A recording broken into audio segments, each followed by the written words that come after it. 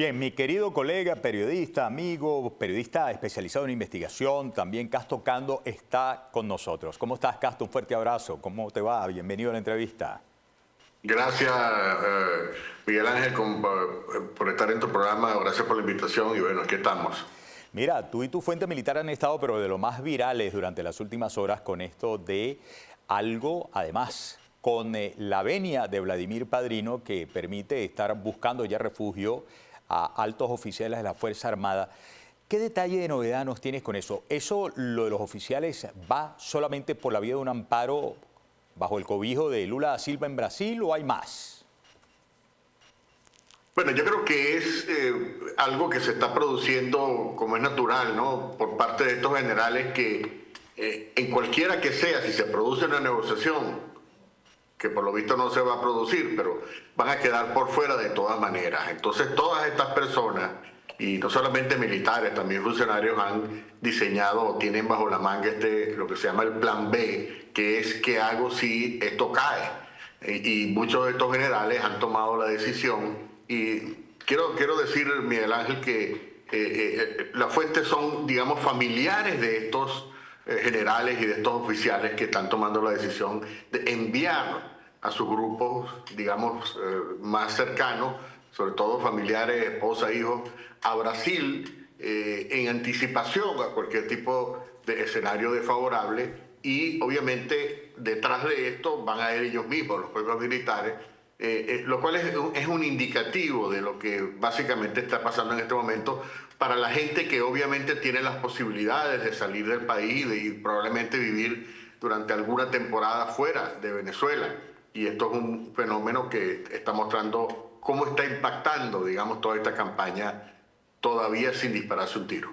Ahora fíjate, Casto, yo leí en la víspera un informe de Reuters que hablaba justamente de esto, cómo hay demasiados indicadores ya sobre el resquebrajamiento de lo que considera, por lo menos en narrativa, en discurso, tanto Nicolás Maduro como Diosdado Cabello, es su perfecta unión cívico-militar y policial. ¿Crees que este asunto, si tiene el amparo incluso del propio Vladimir Padrino, demuestra que se resquebrajó, se perdió el control o, digamos, todos bajo control están buscando huir?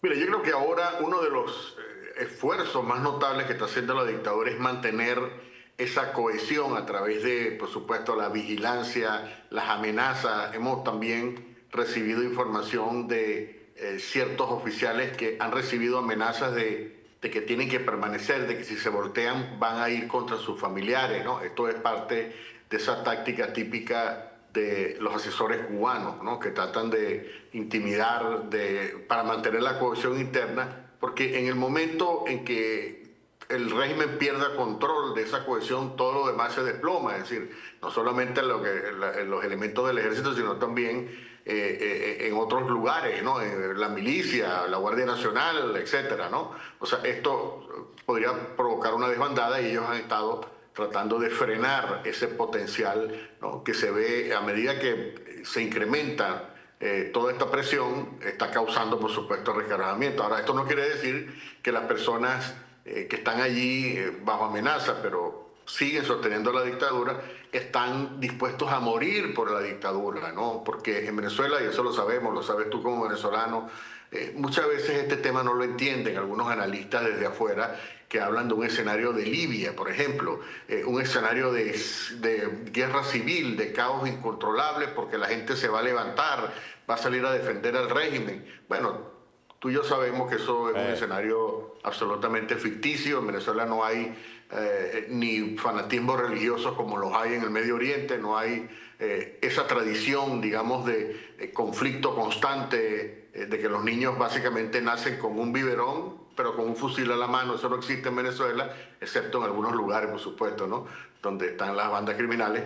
Pero el tema, además de la lealtad al régimen, eso es un tema que ni siquiera está en discusión, ¿no? Y aparte de eso hay que poner el extraordinario rechazo que genera toda esta dictadura por más de 26, un cansancio histórico.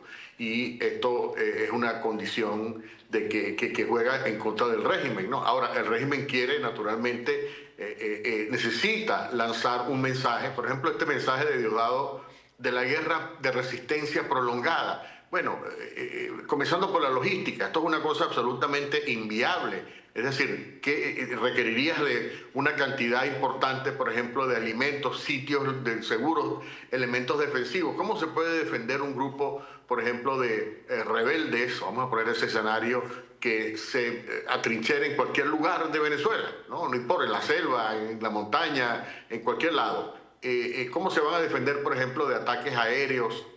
¿Cómo ocurrirá esa guerra prolongada, ¿no? Además, que requiere de una gran dosis de, repito, ¿no?, de moral y de convencimiento, sea ideológico, sea patriota, y eso no existe, lo sabemos que no existe. Entonces, me parece que la situación del régimen en este particular es muy desfavorable. Ahora, dadas las cosas como están, porque para que haya una resistencia prolongada tiene que haber una masa realmente crítica que tenga la disposición a resistirse. Y lo que yo sepa es que la masa civil y militar a lo que no se resistió fue la posibilidad de votar el 28 de julio de 2024 por el cambio, por Edmundo González, ¿no?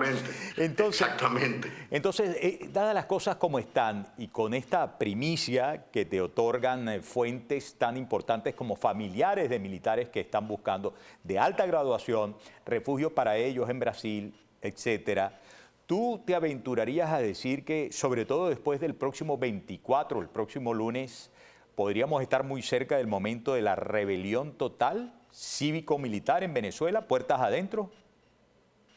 Mira, yo creo que ese momento crítico, como tú dices, esa masa crítica, va a producirse después que se despliegue o que se produzcan las acciones militares, que no sabemos todavía de qué se trata, pero va a ser muy fácil saberlo una vez que comiencen. Es decir, yo creo que en este momento la gente no se atreve, a pesar de que hay, como tú dijiste, un resquebrajamiento interno, hay gente que no está con la dictadura, pero no quiere morir tampoco con la dictadura, claro, pero al mismo tiempo no se atreven a salir en este momento porque van a ser reprimidos, van a ser encarcelados, sus familiares van a sufrir.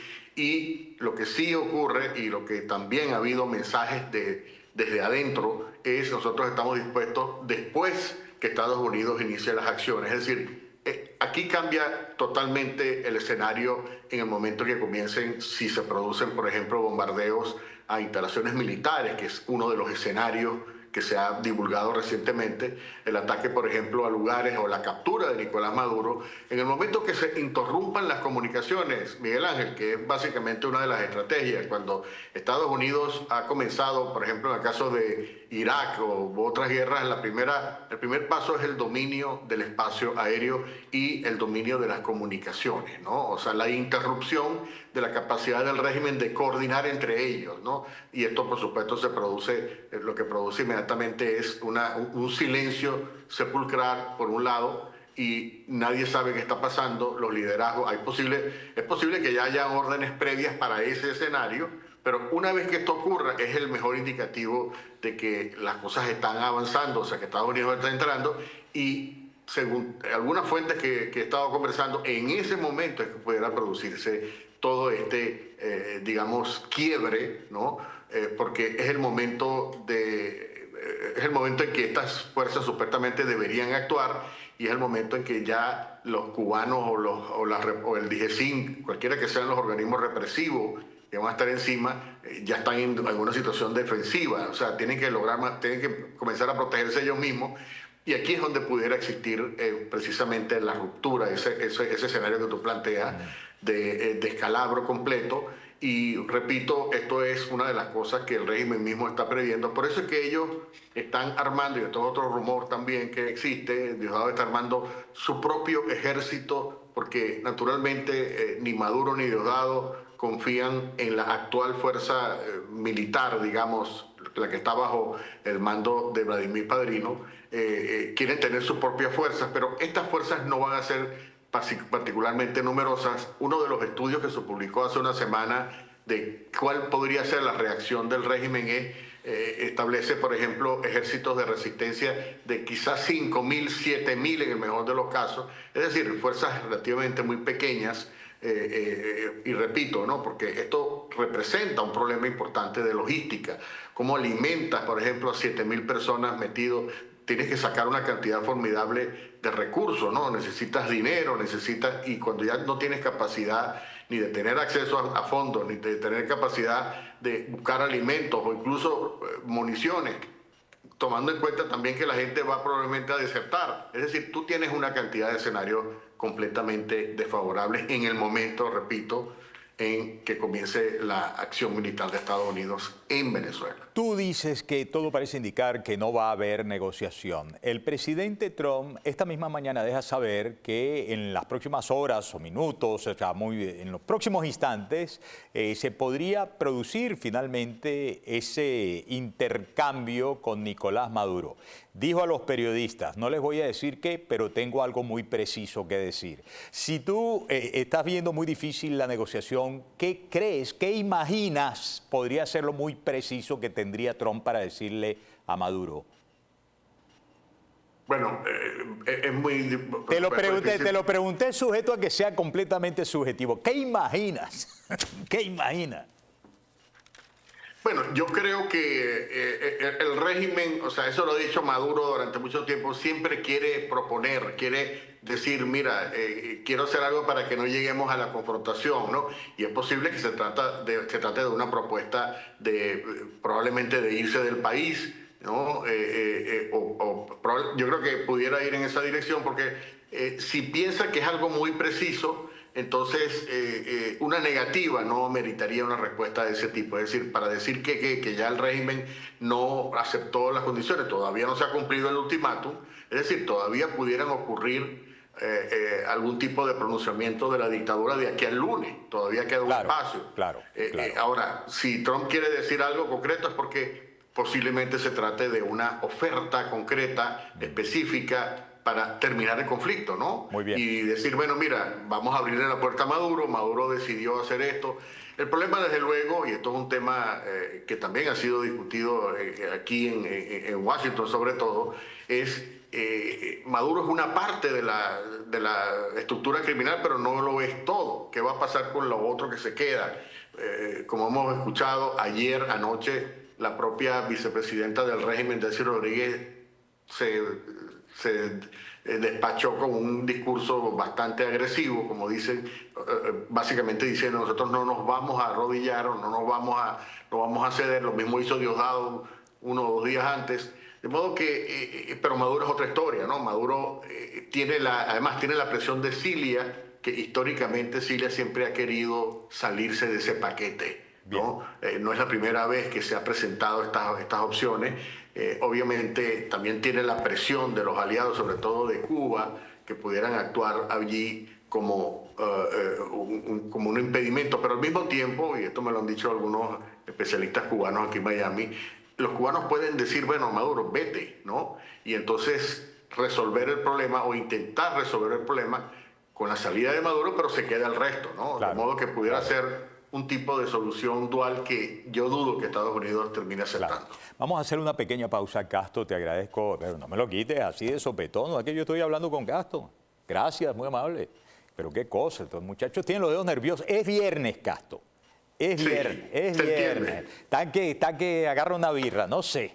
Mira, ¿sabes que de lo de Cilia es mucho el comentario orientado al tema de que como se escapó de chiripa, de que la atraparan en aquella mansión lujosísima en República Dominicana, no quiere volver a pasar por un vaporón de esa naturaleza, entonces agarra los cachachá y vámonos para allá?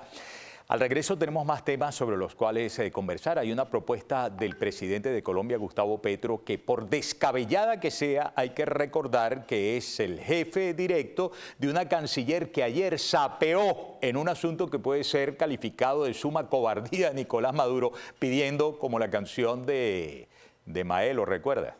Déjenme irme ya. Vamos a la pausa, amigas y amigos. Ya venimos con mucho más de la entrevista. Castro Cando está con nosotros. No se muevan de ahí.